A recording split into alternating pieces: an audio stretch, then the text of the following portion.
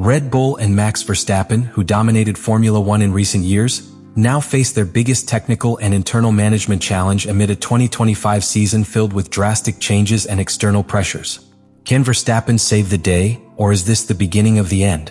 The 2025 Formula One season not only represents a new year of competition, but also a profound transformation of the balance of power in the premier class. From the start in Melbourne, it was clear that Red Bull no longer holds the undisputed authority it once wielded. The progressive loss of its technical advantage, which began in the second half of 2024, has materialized into a visible and alarming deficit in the first races of this year. McLaren and Ferrari not only closed the gap, they overcame it with aggressive innovations and much bolder development strategies. While McLaren presented a completely redesigned car, evolved in every essential area to maximize performance, Ferrari opted for a radical change in aerodynamic philosophy and a strengthening of its driver lineup with the addition of Lewis Hamilton. In contrast, Red Bull faces the consequences of maintaining an outdated infrastructure, particularly its wind tunnel, a facility over 60 years old that severely impacts the design and development of the RB21. Max Verstappen has publicly stated that while the wind tunnel's limitations alone don't explain all the problems, they represent a serious obstacle to finding the fine-tuned balance needed in an increasingly competitive grid. The disconnect between data obtained in simulations and actual on-track performance has left the team in a vulnerable situation unprecedented in the team's modern era.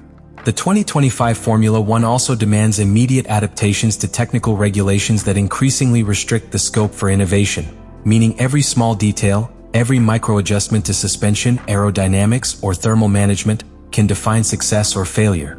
The teams that have best understood this new era, such as McLaren and Ferrari, invested early on in proactive developments, while Red Bull, trapped in the complacency of its past success, has been unable to evolve with the same aggressiveness.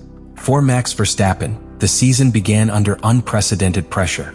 His tremendous driving skill is no longer enough to compensate for the mechanical shortcomings. Every session, every qualifying session, and every race stint exposes the weaknesses of the technical package at hand. And while his loyalty to the team that made him a champion runs deep, the patience of a driver obsessed with victory has a clear limit, particularly when evidence suggests that, while other teams innovate, Red Bull is barely trying to stem the technical hemorrhage that threatens to knock it out of the championship race. This new context, where inertia no longer guarantees success, raises a troubling question. Can Red Bull reinvent itself quickly enough to remain relevant in a more dynamic Formula One? Or are we witnessing the slow but inevitable decline of a sporting empire that seemed unbreakable?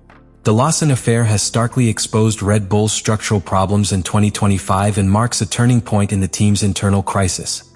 Liam Lawson, promoted to Red Bull Racing for the 2025 season as a youthful renewal project, was abruptly dismissed after just 2 Grands Prix. The brutality of the decision not only shocked the paddock but also revealed the desperation gnawing at the top management. Lawson, considered one of the most promising emerging talents, faced a deteriorating technical environment, driving a clearly inferior car and under the unbearable pressure of a team that demands immediate results without providing the necessary tools to achieve them.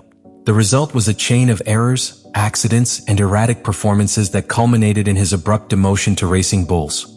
Red Bull justified the change by appealing to a supposed need for experience, naming Yuki Tsunoda as his replacement, but that narrative easily crumbles under closer scrutiny.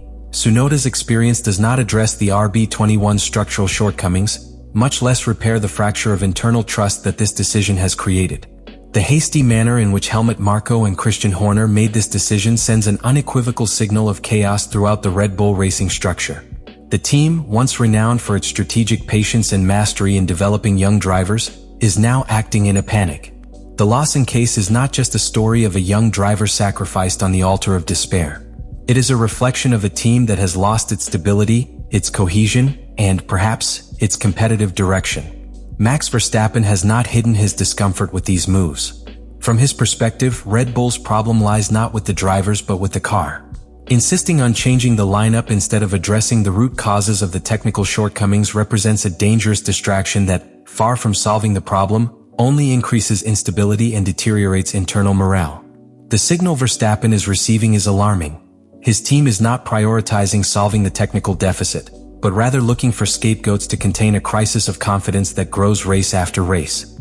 Replacing Lawson with Tsunoda not only compromises Red Bull's medium-term driver development strategy, It also erodes the perception of solidity that for years had been one of its greatest strengths against its rivals. While McLaren and Ferrari project images of growth and cohesion, Red Bull shows clear signs of fragmentation and hasty decisions that betray a state of internal anxiety. Ultimately, the Lawson case serves as a warning not only for Verstappen, but for the entire Formula One world.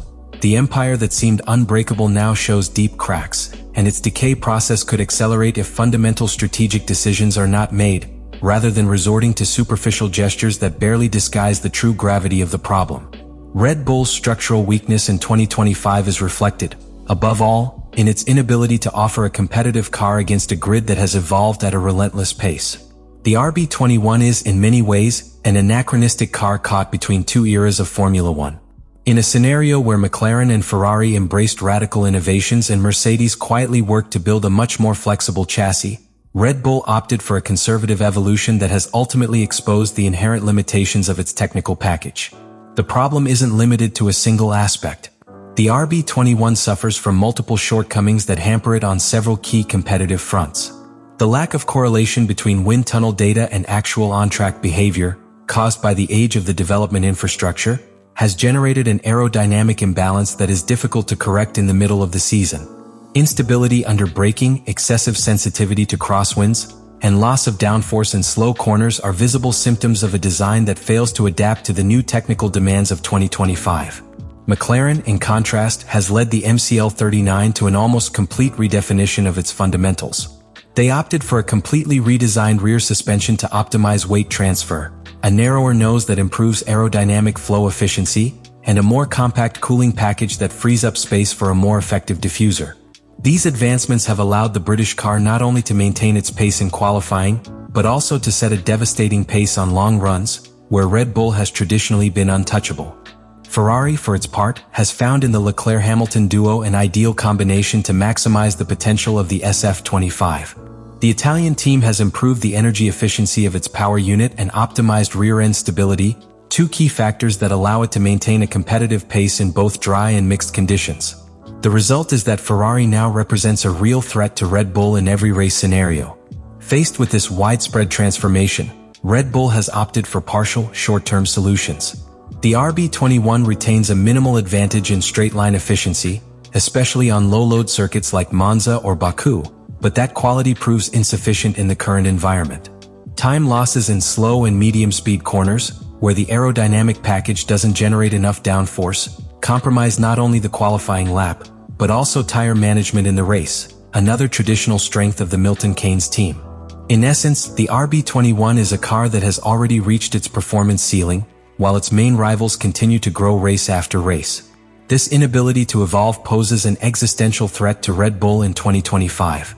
Each Grand Prix widens the gap between them and the leaders, and meanwhile the pressure on Verstappen and the technical team increases exponentially. Max Verstappen, who for years personified the absolute success of Red Bull racing, now finds himself at the most complex crossroads of his career. Since the start of the 2025 season, his loyalty to the team has been tested like never before. The prospect of a breakaway is no longer mere media speculation. It is a plausible, tangible, and potentially imminent scenario. The Dutchman has made no secret of his priorities. For Verstappen, the equation is simple. He will stay where he has a car that allows him to consistently fight for victories and world titles.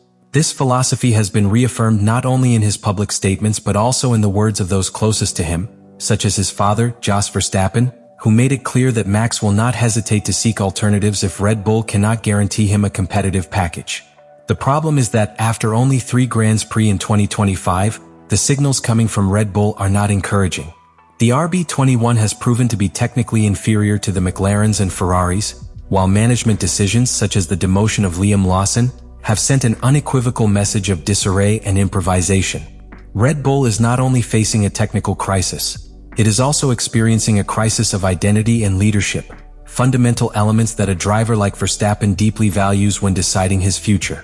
At the same time, internal commercial and political pressure within Red Bull has also increased. The departure of key figures in the technical department after the 2024 crisis has left the team more vulnerable than it appears from the outside. Attempts to contain the situation, calling Verstappen into emergency meetings to outline the team's technical direction, are clear signs that the organization recognizes its extreme dependence on the Dutchman's talent, but they also highlight its structural fragility. In this context, Verstappen finds himself in a position of absolute power. His contract runs until 2028, but it includes performance clauses that allow him to release himself early if he believes the team is no longer providing him with a winning car. This condition puts Red Bull at a strategic disadvantage in any attempt to retain him. Teams like Mercedes and Aston Martin have quietly begun to show interest, knowing that Verstappen's discontent could open up a historic market opportunity. The possibility of Verstappen leaving Red Bull would not only alter the competitive balance of current Formula One, it would completely redefine the dynamics of the sport for years to come. Max is not just another world champion. He is the gravitational center of the current generation of Formula One. His move would have immediate repercussions on the driver market, the commercial appeal of the teams, the flow of key engineers, and the perception of stability and prestige of the organizations involved. The dilemma for Verstappen is not simple.